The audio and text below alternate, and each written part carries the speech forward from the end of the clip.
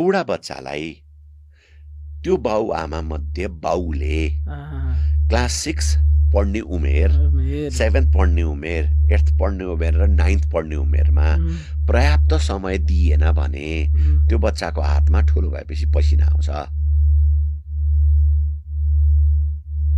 अब हेर्नुहोस्, त्यो भनेको कन्फिडेन्स नभएको भने। अच्छा, कन्फिडेन्स नभएपछि हातमा पसिना आउँछ। त्यसैले त्यो व्यक्ति जसको कन्फिडेन्स छैन त्यसले यी सबै कुराहरू गर्न त अगाडि सक्दैन। कान्ट।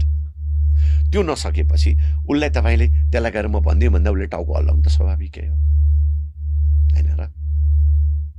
हामीले नेपालभित्र यस्ता धेरै ट्रेलर्ड एन्सरहरू निकालेका छौँ।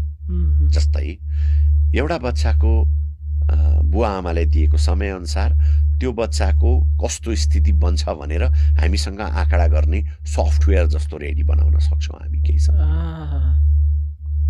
हामीसँग डाटा छ। त्यति म त ठ्याक्कै त्यहाँ अहिले फेरि बिर्सेर राख्छौँ, यो कुरा गरिहालौँ। यो धेरै मान्छेको लागि उपयोगी कुरा आयो कि राख्छ बहिनी।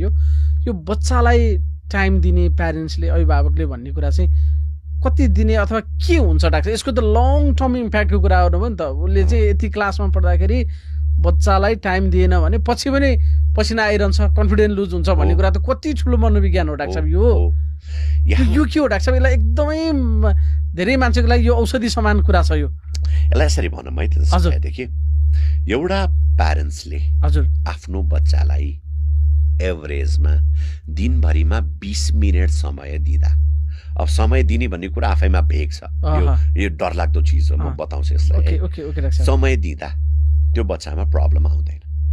समय भने के त भन्दा, म यहाँ रिमोट कन्ट्रोल लिएर बसेको छु, बच्चा यहाँ होमवर्क गरिरहेछ, श्रीमती खाना पकाउन गएकी छिन्, अनि केही टेलिभिजनमा आएन, ए होमवर्क गरिस् तैँले भने चाहिँ समय दिएको होइन। ठिक छ, समय दिएको भने चाहिँ बच्चासँग बच्चाकै काम गरेर बच्चासँगै बसेर बिताइएको समयलाई बच्चाले समय भन्ने मान्दछ। त्यो चाहिँ 20 मिनट भन्दा बढी चाहिँदैन। 1 घन्टा बच्चासँग बसेर नचाहिने गफ गरेर बस भने होइन। बच्चासँग बसेर बरु क्यारम बोर्ड खेला, 20 मिनट खेला, लुडो खेला, 20 मिनट खेला, पारिवारिक गफ गरेर 20 मिनट गर। छोराले पढिरहेछ, बाउ छेउमा बसेर ल्यापटपमा काम गरिरहेछ, तँलाई आएन भने भने मैले यहाँ बसिरहेको छु त भन्छ। त्यो तँ भएदेखि त रातो कलरको चक्लेट मन पराउँथेस् कि पहेँलो कलरको भन्दा रातो कलरको बाबा भन्छ नि उसले अब बराबरीको फिल हो नि उसलाई।